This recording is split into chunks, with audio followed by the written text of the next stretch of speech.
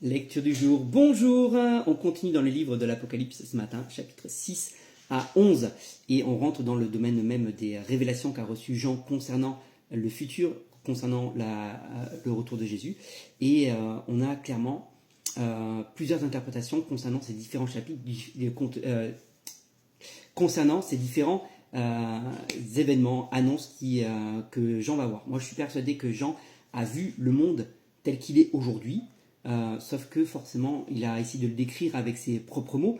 Comment décrire ce qu'on voit aujourd'hui quand tu n'as absolument pas le concept qui existe à ce moment-là, hein? Comment décrire des chars, comment décrire, parce que quand il parle de sauterelles qui volent, ça pourrait être très bien des hélicoptères, hein?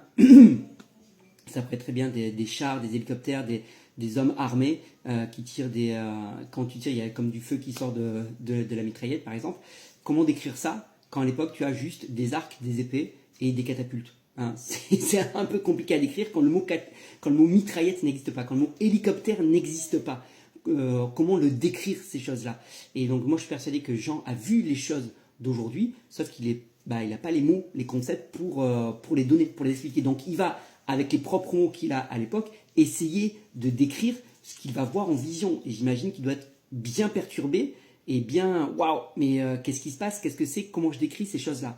Donc ça, c'est une première chose. La deuxième chose, c'est qu'il y a plusieurs interprétations possibles. Certains pensent que les événements se sont déjà produits. Par exemple, Apocalypse 8, l'absinthe, l'étoile qui s'appelle Absinthe qui tombe du ciel, certains le rattachent à Tchernobyl, parce que Tchernobyl veut dire absinthe, par exemple. Et donc, c'est vrai, ça pourrait concorder. Certains rattachent les premiers sauts à la Première Guerre mondiale, le deuxième saut à la Deuxième Guerre mondiale. Donc voilà, on peut interpréter de différentes manières ces événements. Certains pensent que ça s'est déjà réalisé, d'autres pensent que ça va réaliser plus tard dans un temps très court. Qui a raison? C'est difficile à dire. C'est difficile à dire. Moi, je t'invite à pouvoir lire, à documenter sur les différents sujets. Et là, ça serait trop court en 3-4 minutes de résumer et d'expliquer ces 6 chapitres-là, parce que c'est très dense et il y a beaucoup de codes, il y a beaucoup de choses. Et voilà, pris par rapport à ça. Moi, la seule chose que je retiens par rapport à ces différents événements qui arrivent, c'est que, Dieu est au contrôle. Dieu a tout prévu d'avance. Dieu n'a pas un coup d'avance, il n'a pas 2 coups d'avance, il avait 2000 ans d'avance, ok? Dieu sait ce qui va se passer, Dieu sait comment ça va se passer, Dieu sait déjà si ça s'est déjà passé, ces différents événements. Et nous, par rapport à ça, on doit rester tranquille, on doit rester nos regards fixés sur Dieu, sur Jésus, et avoir confiance en lui. Parce que quand nous avons confiance en lui, rien ne peut nous arriver et nous n'avons pas à avoir peur. On ne va pas avoir peur de ce qui doit arriver ou de ce qui va se passer, on doit juste être prêt.